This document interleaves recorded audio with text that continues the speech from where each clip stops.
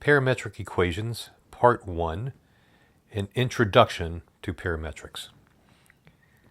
Let y be a function of x, and let x equal x of t and y equals y of t. X of t, y of t is called a parameterization of our function y equals f of x. When you're learning, sometimes it's helpful to think of t as time. It doesn't have to be, but it gives us some insight into what's going on. So, the first question is, why would we even want to do this? What's the point of parameterizing equations? There are a few reasons. Some of them are very mathematical, which may be better left to, say, Calculus 3 or multivariable calculus. Some I will try to explain, starting with this one. So consider my function y equals x squared. I like to think of this as the path. Like a person's on the path, or a particle or some sort of object is on the path y equals x squared. But I have a few questions for you. At any time, so we say at time t, where are you on the path? Which direction are you going?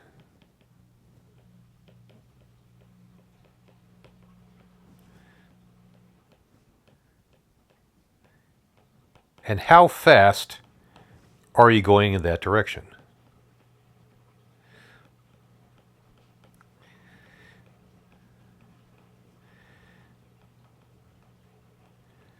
So one way to answer this question is if I have a parameterization of my function. So again, I like to think of the function y equals x squared as being a path. And each point on the path has a slope. So our slope, of course, is dy dx. Does the slope tell you anything about how fast you're going? Well, not necessarily. Pretend that you're on a hill. So let's say I have a hill over here, something like this. Somebody's walking up the hill, and somebody else is walking down the other side of the hill. Who's going faster? Now, logically, you might think the person going down, but the truth is, you don't know. Maybe the person going down is walking very slowly, and the person going up is running at top speed, or even driving in a car. So the function is the path, but it does not tell you anything about these three questions. So let's do a simple parameterization. Let x equal t. I'm choosing this in multivariable calculus. When we parameterize, we can choose any way we want. Some ways might be better or easier than others, but if I choose x to be t, then y, being x squared, must equal t squared. Okay, well, what does this tell me? Well, how about t equals 0? And let's pretend t is time. When t is 0,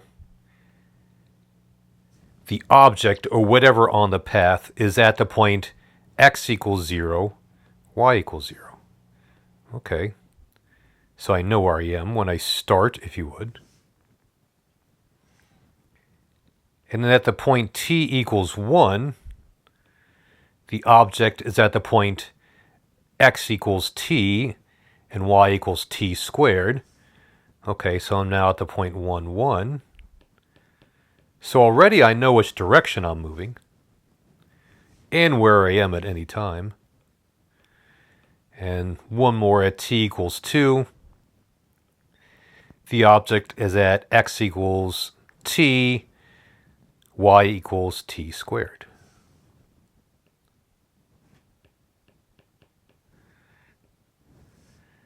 So I have a direction of motion and how fast I'm going. Well, what I mean by how fast am I going? Well, I know that x prime of t is 1. So my rate of change in the x direction is always 1. But the rate of change in the y direction is 2t.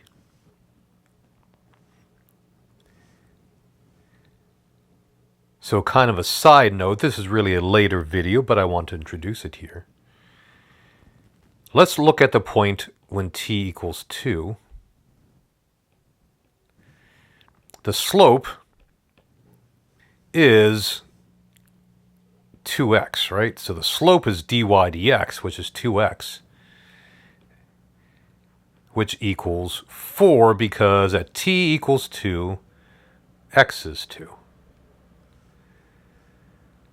Also notice here that dy dt at t equals 2 is 2 times 2 over dx dt, which is always 1 in this problem, which is dy dx. So again, that's a later lesson, but I wanted to introduce it here. Let's analyze this just a little bit further. Let's take our same path, y equals x squared.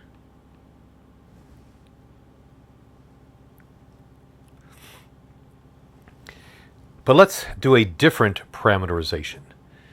What if x was 2t? I chose that, or maybe I measured that as a physicist, perhaps. Well, then y being x squared is 2t all squared, or 4t squared. So at t equals 0, x is 0, y is 0, so it's like I start at the same place. But let's look at t equals 1. At t equals 1, x is 2 times 1, and y is 4 times 1 squared. So I'm going in the same direction, but notice that I got from 0, 0 to 2, 4 in one called a second. Whereas in my other parameterization, it took me 2 seconds to get that far. So you can see in this parameterization that I start at the same place, I go the same direction, but I'm moving more quickly. In fact, x prime of t is 2, right? Twice as big as the original problem.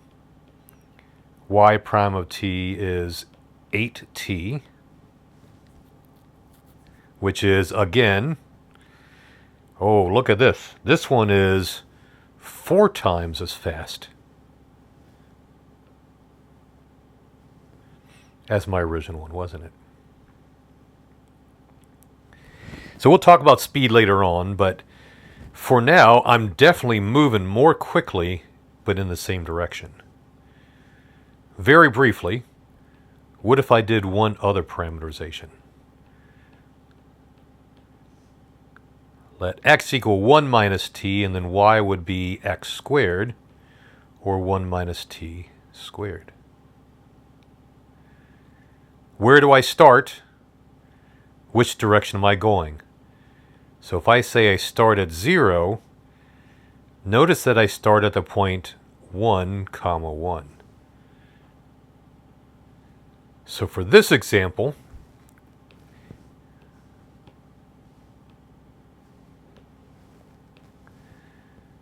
I start here. And then at t equals 1,